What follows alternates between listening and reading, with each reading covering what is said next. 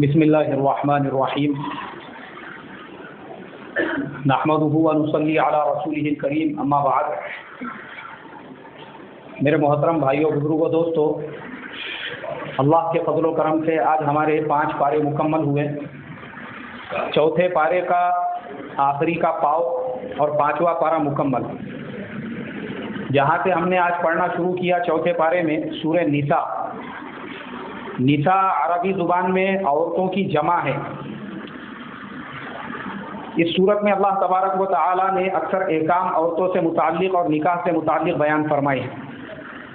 اس صورت کی شروعات ہی اس آیت سے ہوتی ہے جو ہم لوگ نکاح کی مجلس میں، نکاح کے خطبے میں اکثر سنتے ہیں، یا ایھا الناس اتقوا ربکم الذی خلقکم من نفس واحدہ۔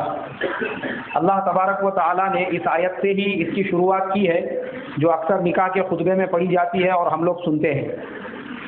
اس صورت میں اللہ تبارک و تعالی نے یہ بیان فرمایا ہے کہ اے لوگو، اللہ تبارک و تعالی سے ڈرو۔ کس سے ڈرو؟ جس نے تم کو ایک مرد اور ایک عورت سے پیدا کیا۔ کس سے پیدا کیا؟ ہاں، اور پھر تمہاری جوڑیاں بنائی۔ اللہ نے ہماری کیا بنائی ہے بھائی؟ ہاں، جوڑیاں بنائی ہے۔ یہ جوڑیاں کہاں سے بنی ہوئی ہوتی ہے؟ آسمان سے بنی ہوئی ہوتی ہے۔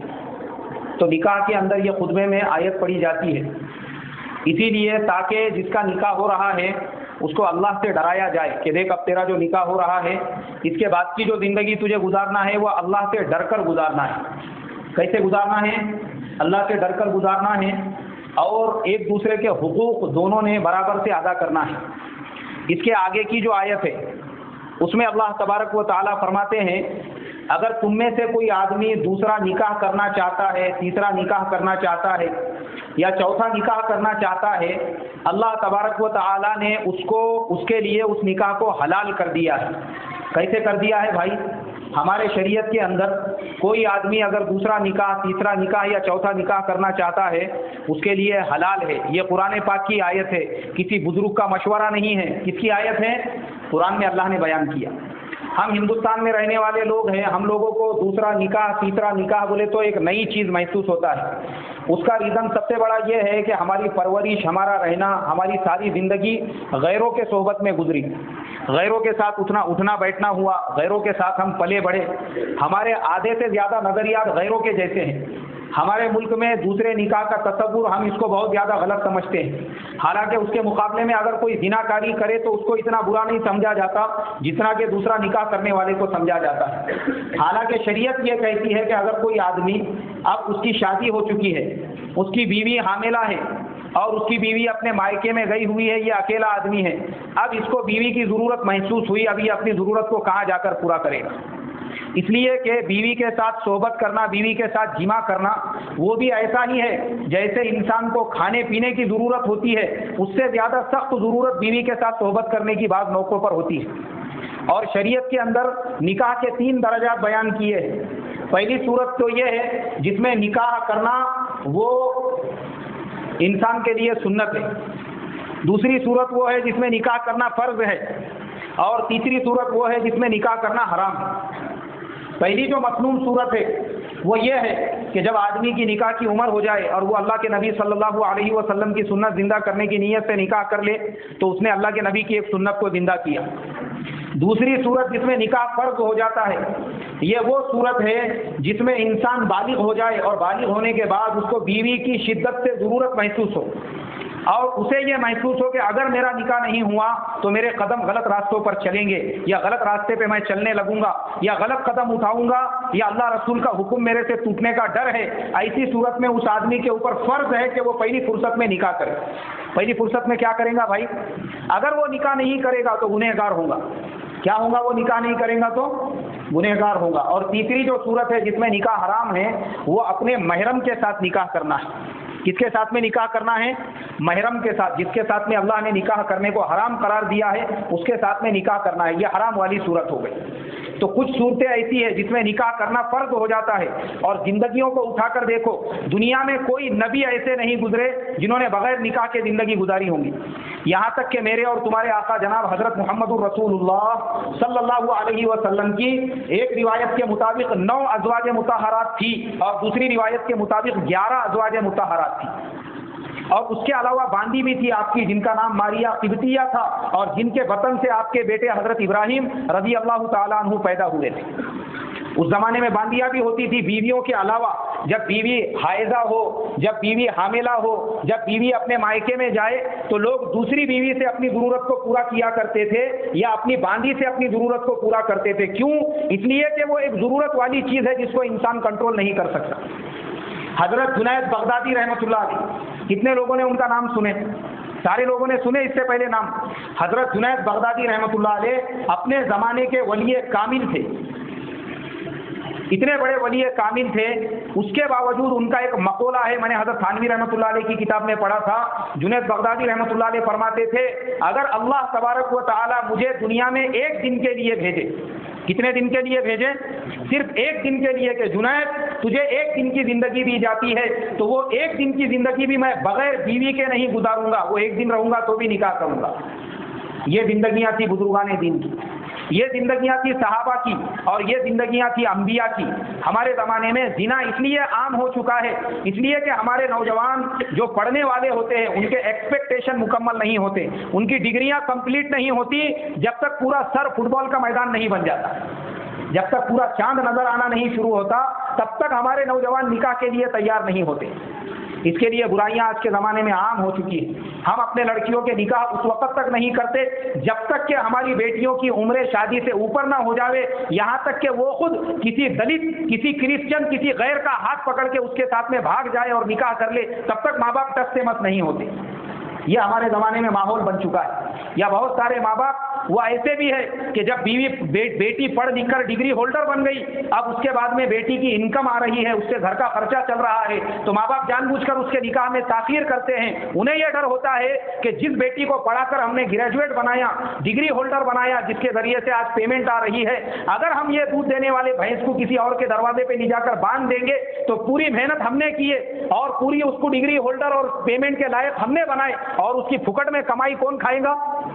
اس کا شوہر کھائیں گا، اس کے سسرال والے کھائیں گے۔ اس لیے کائی کو نکاح کرنے کا مت کرو بولے نکاح۔ اب اس کی عمر بڑھتے رہتی، بیچاری کے بال سفید ہو جاتے۔ جب اس کی عمر تھی رشتے آنے کی تب تو بہت سارے رشتے آتے ہیں، لیکن جب عمر اس کی ہاتھ سے نکل جاتی اس کے بعد پھر کوئی بھی رشتہ آتا نہیں، رشتے آنا بھی بند ہو جاتے۔ تو اس کے لیے ہماری شریعت اتنی آسان، اتنی سیدھی سادی ہے۔ ہماری شریعت میں نکاح کو ضرورت کے درجے میں رکھا ہوا ہے۔ کائے کے درجے میں رکھا ہوا ہے؟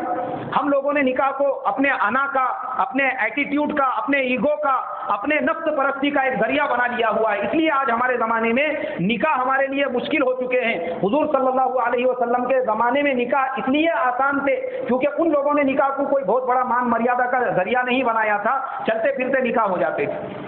لوگ نکاح کو ایسا ہی سمجھتے تھے جیسے کھانا پینا ہے۔ کیوں؟ اس کی وجہ یہ تھی کہ ان لوگوں نے مقصد اللہ کے دین کی محنت کو بنایا تھا۔ کس کو مقصد بنایا تھا؟ ان لوگوں کو فرصت ہی نہیں تھی۔ ہمارے جیسے شادی کے خانے ہال جو ہے 2 مہینے پہلے سے بک کرنے کے لیے، ان کے پاس اتنا ٹائم ہی نہیں تھا رخے چھاپنے کے لیے، ان کے پاس اتنی فرصت ہی نہیں تھی۔ ایک ایک رشتہ دار کو یہاں سے سولاپور سے کولہاپور سے رتنا گیری، اورنگ آباد، جالنا، پورے مہاراشٹر میں رخے بانٹتے پھرنے کے لیے اتنا ٹائم نہیں تھا ان لوگوں کے پاس میں۔ ان کے پاس میں اتنے ایکسپیکٹیشن نہیں تھے، ان کے پاس اتنی فرصت نہیں تھی، بلکہ انہوں نے مقصد کس کو بنایا تھا؟ دین کو بنایا تھا۔ اسی لیے دیکھو صحابہ کی زندگیاں اٹھا کر دیکھیں گے، دین کے لیے سب کچھ لٹا دیا۔ اللہ کے نبی صلی اللہ علیہ وسلم کے وصال کے وقت میں 1.25 لاکھ سے زیادہ صحابہ تھے، مگر آپ اگر حج کے لیے مدینہ منورہ جائیں گے وہاں پہ آپ کو 10,000 سے بھی کم صحابہ کی قبریں ملیں گی۔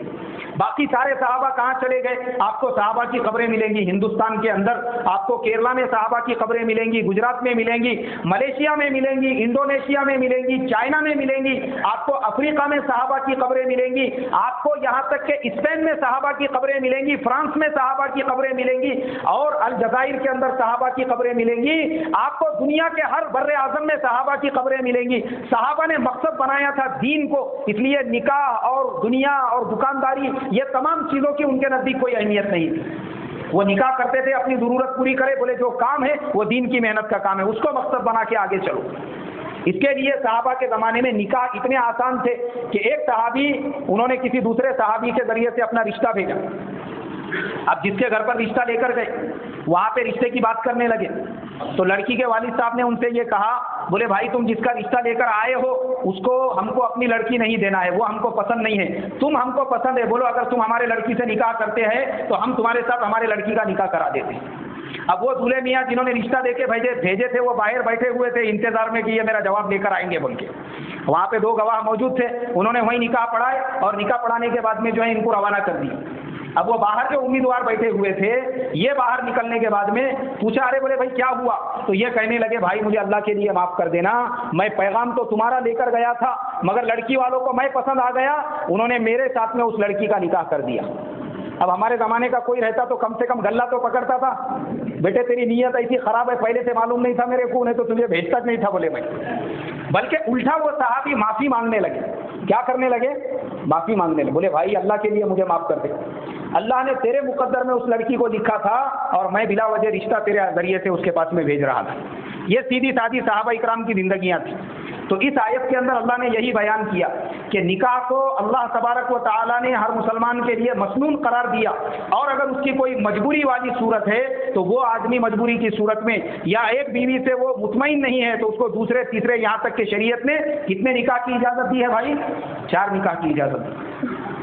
اب اگلے رکوع کے اندر ہم آتے ہیں، اس میں بھی عورتوں کے احکام اللہ نے بیان کیے، میراث کے مسائل، کائے کے مسائل بیان کیے؟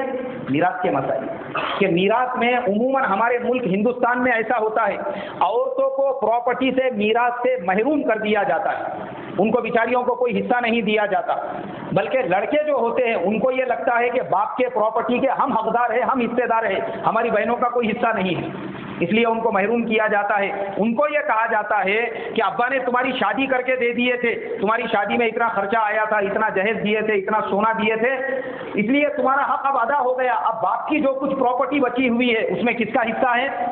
ہمارا حصہ ہے۔ شریعت کہتی ہے کہ بالکل نہیں، باپ نے اپنی بیٹیوں کو جو جہیز دیا تھا وہ باپ کی طرف سے ہبہ تھا۔ کیا تھا بھائی؟ وہ باپ کی طرف سے ہبہ تھا، وہ بیٹی کے لیے، اس کی بیٹی ہے، اس نے کیا تھا، وہ ہبہ ہے بیٹی کے لیے۔ باپ نے جو سونے چاندی کے زیورات دیے تھے وہ بیٹی کے لیے ہبہ ہو گئے، لیکن باپ کے مرنے کے بعد میں باپ کی وصیت نافذ کی جائے گی، باپ کا قرضہ ادا کیا جائے گا، تجہیز و تکفین کی جائے گی، اور جو کچھ ملکیت باقی رہیں گی اس کے بعد اس میں برابر حصے کر کے ان بہنوں کو بھی برابر کا حق دیا جائے گا، باپ کی بیٹیوں کو بھی دیا جائے گا، جو کچھ ان کا حق ملتا ہے، جو کچھ ان کا حصہ ملتا ہے۔ شریعت نے اس صورت کے اندر وہی بیان کیے اور دنیا بھر کے لوگوں کو ایک سبق دیا۔ دنیا بھر میں جو لوگ یہ کہتے ہیں کہ اسلام نے عورتوں پر ظلم کیا، اسلام نے عورتوں کو برابری کا حق نہیں دیا، یہ پورے رکوع کے اندر اللہ تبارک و تعالیٰ نے ان کے منہ پر ایک جھوٹا مارا اور ان کو یہ کہا کہ اسلام نے 1500 سال پہلے ہی عورتوں کو ان کا حق دے دیا۔ کتنے 100 سال پہلے؟ آپ کو معلوم ہونا چاہیے ہمارے انڈین لا، انڈین کانسٹیٹیوشن کے حساب سے بھی عورتوں کا پراپرٹی میں حصہ نہیں بنتا۔ آج تک ہمارے جس ملک ہندوستان میں عورتوں کے آزادی کے نعرے لگائے جاتے ہیں اور جہاں بہت فریڈم، بہت ساری عورتوں کا وومن فریڈم کے نام پہ جو ہے دلی میں کون سا گیٹ ہے وہ اس کے باہر مورچے نکال کے بیٹھتی ہے، ان کو یہ لگتا ہے کہ عورتوں کی آزادی کے نام پہ صرف مورچے نکالنا یہ عورتوں کی آزادی ہے، ٹی وی پہ آ کے بولنا یہ عورتوں کی آزادی ہے، عورتوں کو فلموں میں ٹی ویوں میں ننگا ناچنے دینا یہ عورتوں کی آزادی ہے۔ انہوں نے اس کو آزادی سمجھا، حالانکہ اوریجنل جو آزادی تھی اس سے آج بھی ہندوستان میں عورتوں کو محروم رکھا گیا ہے، ان کا آج بھی پراپرٹی میں نہیں، جبکہ اسلام نے پوری دنیا میں جب عورتوں کو کچھ نہیں سمجھا جاتا تھا، یورپ کے اندر عورتوں کو نانگر کے دونوں طرف باندھ کے کھیتوں میں آؤٹ مارا جاتا تھا اور عورتوں کو انسان ماننے کے لیے لوگ تیار نہیں تھے، ویسے وقت میں اللہ تبارک و تعالیٰ نے قرآن میں احکام نازل کیے اور یہ کہا کہ نہیں، عورتوں کو بھی مردوں سے زیادہ کیا ہے بھائی؟ حق حاصل ہے۔ شریعت نے یہ کہا کہ مرد کو باپ مرنے کے بعد اس کے پراپرٹی میں سے حصہ ملے گا، لیکن عورت کو کتنی جگہ سے اللہ نے حصہ دیا؟ باپ اگر مرتا ہے تو باپ کے پراپرٹی میں سے بھی بیٹی کو حصہ ملے گا، بیٹا مرتا ہے تو بیٹے کے پراپرٹی میں سے بھی ماں کو کیا ملے گا؟ حصہ ملے گا، ماں محروم نہیں رہیں گی۔ شوہر مرتا ہے، ہسبینڈ اگر انتقال کر جاتا ہے تو بھی اس کی وائف کو اس کی پراپرٹی میں سے کیا ملے گا؟ حصہ ملے گا۔ بھائی مرتا ہے تو بھائی کی پراپرٹی میں سے بھی بہن کو کیا ملے گا؟ حصہ ملے گا۔ ہر طرف سے عورت کو دینے، شریعت کے اندر چاروں طرف سے اللہ تبارک و تعالیٰ نے عورت کے لیے دروازے کھول دیے۔ مرد سے زیادہ کس کو حق دیا شریعت نے؟ عورت کو دیا۔ کتنے سال پہلے؟ 1500 سال پہلے دیا، اور یہ کہا کہ اسلام نے عورت کو جو حق دیا ہے دنیا کی کوئی بھی حکومت دے سکتی ہے کیا؟ نہیں دے سکتی۔ اور جہاں ایسے حقوق ہے آپ دیکھ سکتے ہیں، میرے جان پہچان والے ساتھی کی بہن کا انہوں نے سعودی عرب میں نکاح کر کے دی۔ اب اتفاق ایسا ہو گیا کہ نکاح کے 2-4 سال کے بعد میں ہی وہ جن سے نکاح کر کے دیے تھے ایک بیماری میں ان کا انتقال ہو گیا. کیا ہو گیا؟ ان کا انتقال ہو گیا. اب انتقال ہونے کے بعد میں ان کی پہلے سے آلریڈی 2-3 بیویاں تھیں اور یہ بھی ایک بیوی تھی. اب ان کی پراپرٹی کا حصہ نکالا گیا، ان کے بیٹوں کو پراپرٹی میں سے حصہ گیا. بیٹوں کو جانے کے بعد اب بیویوں کے حصے میں بھی جو ہے حصہ آیا. اب یہ بھی جو تھی یہ بھی تو بیوی ہی تھی، اس کے حصے میں بھی حصہ آیا. ہمارے انڈین جو کرنسی ہے اس کے حساب سے کروڑوں روپیے اس عورت کے حصے میں آئے. کتنے حصے میں آئے بھائی؟ کروڑوں روپیے. وہاں کی گورنمنٹ نے محروم کیا کیا؟ نہیں محروم کیا. شریعت کے مطابق جو بیوی کا حق ہوتا ہے وہ بیوی کو ملے گا، جو بیٹوں کا حق ہوتا ہے وہ بیٹوں کو ملے گا، اور جو بیٹیوں کا حق ہوتا ہے وہ کس کو ملے گا؟ بیٹیوں کو ملے گا. ہمارے ہندوستان کی طرح سے نہیں کہ بڑے بیٹے نے دکانوں پہ قبضہ کر کے بیٹھا تھا، اسی کے قبضے میں دکانیں آ گئی. کوئی بیٹے کا کوئی کھیت کے اوپر قبضہ ہو گیا، اسی کا اس کے اوپر قبضہ. والد کے انتقال کے بعد کوئی بٹوارا نہیں، کوئی میراث کی تقسیم نہیں. بہنوں کو ابا نے ان کی زندگی میں جو دے دیے تھے دے دیے، اب ختم ہو گیا تمہارا، منگنے کے لیے آنا نہیں. یہاں تک کہ کچھ لوگ ایسے بھی ظالم ہوتے ہیں کہ ماں باپ کے انتقال کے بعد بیٹیوں کو علل اعلان یہ کہہ دیتے ہیں کہ تمہارے ماں باپ اب جا چکے ہیں، اس گھر میں تمہارا کوئی لینا دینا نہیں ہے، تم نے آنا بھی نہیں یہاں پر. حالانکہ شریعت یہ کہتی ہے کہ نہیں، جیسا بیٹوں کا حق ہے ویسے ہی کس کا حق ہے بھائی؟ بیٹیوں کا بھی حق ہے. اس کے بعد ہم آگے بڑھتے ہیں. آخری جو رکوع ہے 4 پارے کا، اس کے اندر اللہ تبارک و تعالی نے نکاح میں محرم اور نامحرم کا تذکرہ کیا کہ کس سے نکاح کرنا چاہیے اور کس سے نکاح نہیں کرنا چاہیے. ہم جو شادی بیاہ کے رشتے جوڑتے ہیں اور نکاح کرتے ہیں اس سے پہلے یہ تحقیقات ضروری ہے اللہ نے کس کو محرم بنایا ہے. کہا کہ حرمت علیکم امہاتکم، اللہ فرماتے ہم نے حرام کر دیا تم پر تمہاری ماؤں کو. اپنی ماں سے کوئی نکاح نہیں کر سکتا قیامت تک کے لیے. امہاتکم و بناتکم، اور تمہاری بیٹیوں کو، و اخواتکم، اور تمہاری بہنوں کو، و عماتکم، اور تمہاری پھوپھیوں کو، و خالاتکم، اور تمہاری خالاؤں کو، و بنات الاخی، اور تمہاری بھتیجیوں کو، و بنات الاخت، اور تمہاری بھانجیوں کو. بھانجی بھی حرام ہے، بھتیجی بھی حرام ہے، خالہ بھی حرام ہے، پھوپھی بھی حرام ہے، بہن بھی حرام ہے، اور ماں بھی کیا ہے بھائی؟ حرام ہے، اور بیٹی بھی حرام ہے. وہ بنات الاخی و بنات الاخت وہ امہاتکم اللاتی ارضعنکم، اور وہ مائیں جنہوں نے تم کو دودھ پلایا تھا ان سے بھی نکاح نہیں کر سکتے. اور ان کی اب پورے رشتے اس میں آ گئے. دودھ شریف بھتیجی سے بھی نہیں کرتے، دودھ شریف بھانجی سے بھی نہیں کر سکتے، دودھ شریف بہن سے بھی نکاح نہیں کر سکتے. تمام رشتوں کو قیامت تک کے لیے اللہ تبارک و تعالیٰ نے کیا کر دیا ہے؟ حرام کر دیا ہے. اور پھر آگے اللہ تبارک و تعالیٰ نے کہا وہ امہات نسائکم، اور تمہاری ساس کو بھی ہم نے تمہارے لیے کیا کر دیا ہے؟ حرام کر دیا ہے. ساس وہ داماد کے لیے محرم ہے. کیا ہے بھائی؟ محرم ہے. ساس سے نکاح نہیں کر سکتے، لیکن ساس سے بھی آدمی نے پردے کی احتیاط برتنا چاہیے. فتنے فساد کا زمانہ ہے. ہمارے علماء فرماتے ہیں، ہمارے استاد سے ایک صاحب نے مسئلہ پوچھا، بولے حضرت میری ساس جو ہے وہ داماد کے ساتھ حج کے لیے جانا چاہتی ہے. تو ہمارے استاد نے پوچھا کیا تمہاری بیوی بھی ساتھ میں آ رہی ہے؟ بولے نہیں، بیوی نہیں آ رہی ہے، کیونکہ داماد اور ساس کے ساتھ میں حج کے لیے جانا چاہتے. بولے نہیں، اجازت نہیں. کیوں نہیں ہے؟ بولے یہ فتنے اور فساد کا زمانہ ہے، ایسے زمانے میں تم کو اجازت نہیں دی جا سکتی، حالانکہ ساس اس کی محرم ہے. اسی طریقے سے بہو جو ہے وہ اپنے سسرے کے لیے کیا ہے؟ محرم ہے. اس کے باوجود بہو پر بھی فرض ہے اور سسرے پر بھی فرض ہے کہ دونوں ایک دوسرے سے کیا کرے بھائی؟ پردہ کرے. اور سسرے کے لیے جائز نہیں ہے کہ وہ اپنے بہو سے کوئی جسمانی خدمت لے. اگر سسرے نے اپنی بہو کو پیر دبانے کے لیے بولا اور سسرے کے دل کے اندر گندے خیالات پیدا ہو گئے تو وہ بہو قیامت تک کے لیے اس کے شوہر پر حرام ہو جائے گی. ہمارے شریعت کے مسئلے مسائل بہت نازک ہے، اس کو سمجھنا چاہیے. ہاں ورنہ لوگوں کے سمجھ میں نہیں آتا. حضرت کے گھٹنوں میں درد ہو رہا تو بیٹے کو دبانے لگاؤ نا، بہو کو کائے کو دبانے لگائے؟ بیٹے نے دبایا، بیٹے کے اوپر فرض بھی ہے، بہو کے اوپر فرض نہیں ہے سسرے کی خدمت. لیکن ہمارے زمانے میں احتیاط نہیں برتی جاتی. اس لیے میرے بھائیوں یہ مسائل یاد رکھو. اگر داماد نے اپنی ساس کے بدن کے کسی حصے کو ہاتھ لگایا اور اس کے دل میں گندے خیالات پیدا ہو گئے، اس کی بیوی قیامت تک کے لیے اس کے اوپر حرام ہو گئی. اسی طریقے سے ابھی جو میں نے مسئلہ بتایا، پھر آگے اللہ تبارک و تعالیٰ فرماتے ہیں وَأَن تَجْمَعُوا بَيْنَ الْأُخْتَيْنِ إِلَّا مَا قَدْ سَلَفَ، اور 2 بہنوں کو ایک ساتھ نکاح میں نہیں جمع کر سکتے یہ کہ پہلی ایک بہن کا انتقال ہو جائے اس کے بعد دوسری بہن سے نکاح کرے. سالی سے نکاح نہیں کر سکتے. کیوں نہیں کر سکتے؟ اس لیے کہ آلریڈی اس کی ایک بہن آپ کے نکاح میں کر سکتے جب اس کا انتقال ہو جاوے. کیا ہو جاوے بھائی؟ اس کا بڑی بہن کا انتقال ہو جاوے، اس کے بعد آپ دوسری بہن سے نکاح کر سکتے، لیکن ایک ساتھ دونوں بہنوں کو اپنے نکاح میں نہیں رکھ سکتے.